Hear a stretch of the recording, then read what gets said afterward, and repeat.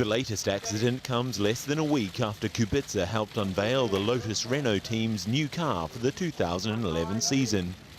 You know, always there is special excitement to test it for the first time. Kubica immediately putting the car to good use, going fastest in the first week of pre-season testing. This was the year many predicted he could challenge for the Formula One title. For now, it's unclear when or if he'll compete at the sport's highest level again. Andrew Potter, Al Jazeera. Indian cricket fans have been protesting against officials from the sports governing body. ICC inspectors returned to the Eden Gardens Stadium in Calcutta on Monday. It comes after Cricket World governing body decided the venue was unfit to hosting one of the biggest games at the upcoming World Cup, the India versus England match at the end of February. The inspectors have returned to see if the Calcutta ground will be ready to host the further 3 matches it's due to host. Moving on to football now, FIFA President Sepp Blatter has strongly indicated the 2022 World Cup in Qatar will take place in the summer, despite previously suggesting it could be moved to winter.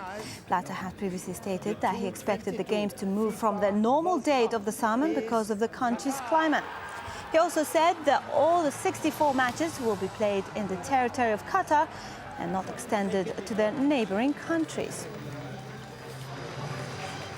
In the English Premier League, there was no winning debut for Fernando Torres as his former club Liverpool took the spoils with a 1-0 win at Stamford Bridge. All attention focused on Chelsea's new $80 million man, but Liverpool ensured that they got no change. Raul Meireles with the goal that sees Liverpool up to 6th. While reigning champions Chelsea are now 10 points adrift of leaders Man United, and Birmingham jump out of the drop zone with their 1-0 over West Ham, who slipped to the bottom. In Spain, Cristiano Ronaldo fired Real Madrid to a 4-1 win over Real Sociedad to cut the gap on leaders Barca to 7 points. But it was Kaká who got his name on the score sheet first as he continues his return from injury. Then Ronaldo finally broke his 4-game goal-scoring drought. This powerful left-footer putting Real 2 up. His second came from a well-directed header to draw him level in La Liga goal-scoring charts with Barca striker Lionel Messi. Despite Sociedad pulling a goal back, the home side closed out the game with Togolese striker Emmanuel Adebayor scoring his first league goal for Real since joining on loan from Man City. Final score 4-1 to Real. The late game in Spain saw Valencia stay in the hunt for the 3rd automatic Champions League spot after beating Hercules 2-0. Goals from Aduriz Zubeldia and then Tino Costa sealed the points for the home side. The win puts them just 1 point behind Villarreal in 3rd. With Serie A league leaders AC Milan only drawing away at Genoa over the weekend, city rivals Inter have reduced the gap to 5 points after beating Roma. They moved up to 3rd with the game in hand. Wesley Sneijder getting the first of Inter's 5 goals in just the 3rd minute. Roma hit right back for an equaliser before Samuel Eto'o added a second before half-time. Either side were finished, and with 5 goals in the second half, the final score was Inter 5, Roma 3. And that's all your sport from me. Hand you back to Rida. Thank you very much for that, Sana. And do stay with us here on Al Jazeera. We'll be back in Sudan and Egypt for the latest from both those neighbouring countries in just a moment.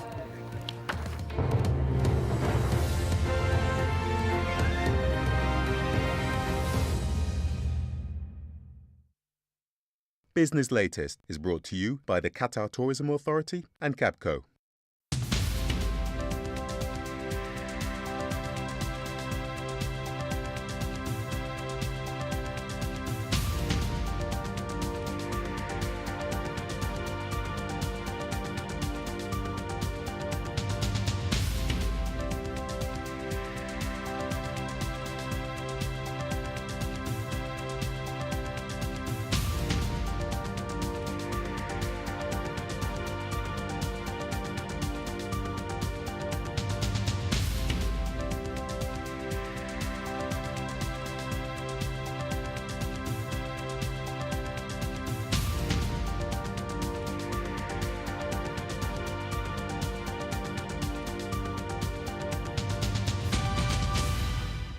Business Latest is brought to you by the Qatar Tourism Authority and Capco. All the news, all the time. aljazeera.net/English. It's filled with surprises, yet with a touch of the familiar. It's all those things you imagined, and some you didn't. It intrigues and fascinates, and often delights. It's a story of the world, and it's one with many endings. The 5-star global network, fly to over 90 destinations on board one of the world's youngest fleets. Qatar Airways, world's 5-star airline. Home to a diversity of rare species, Latvia's pristine woodlands are a place of magic. But with a strained economy and an eager market, forests are rapidly perishing, and with them their inhabitants. People and Power investigates how 60% of Latvia's timber ends up on UK shelves with a questionable seal of approval. Latvia's pulp fiction, at this time on Al Jazeera. See the world from every angle and every side. Al Jazeera.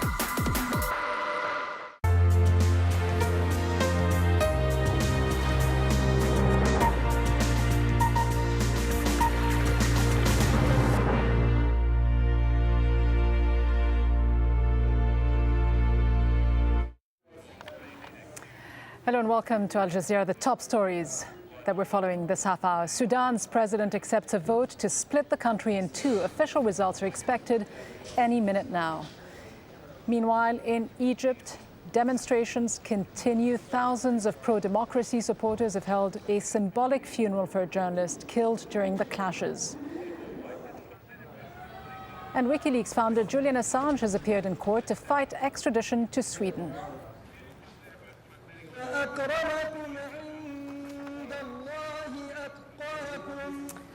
Hello again, I'm Rida Fakhri. It is a historic day for Sudan and all of Africa. The official results of the South's referendum are due to be announced any moment now. An early sighting by reporters suggests 98.83% of people voted to split from the north, breaking the continent's largest country in two. A new nation is expected to be created on July 9th. Even Sudan's President Omar al-Bashir has accepted the South will break away. He spoke hours before the figures were due to be released. We have the results today. We warmly welcome them because they express the wish of the people of the South. As we wait for the official announcement of those results, we're looking at live pictures there of what appear to be prayers going on in the background and some kind of announcement being made. We will try to get the details on that in just a moment. Meanwhile, Sudan is, as we say, currently Africa's biggest country, but on July 9th, it will no longer be. When southern Sudan breaks away from the north, that title will go to Algeria. No decision has been made yet on what the new nation will be called, nor has there been any resolution on who will get the disputed region of Abyei. It is oil-rich and prime agricultural real estate. The people of Abyei are yet to vote on who they want to be aligned with. At the moment, tribes are allied to both the north and the south. Well, despite the challenges ahead, residents in southern Sudan are pleased at the prospect of becoming part of a new nation. Me, as a citizen of southern Sudan, I'm really extremely happy because we are going to experience a new life. There will be no more oppression by the Arabs. We're going to be independent. Yeah, for us, I'm feeling very happy because I know that this official one, it is just to inform the world that this one is done officially. Harun Mutasa joins us now live from Juba in southern Sudan. Not sure if the announcement has been officially made. No one doubted the outcome of this referendum. Were people surprised, though, about how emphatic, how overwhelming the yes vote was?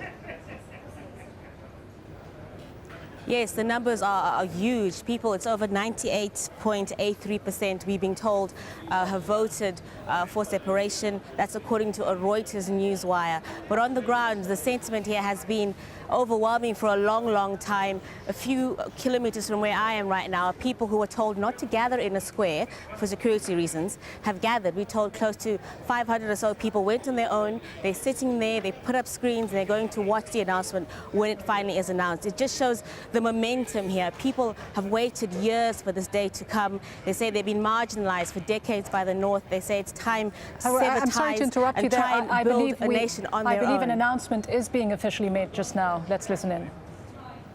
The first Vice President of the Republic of Sudan,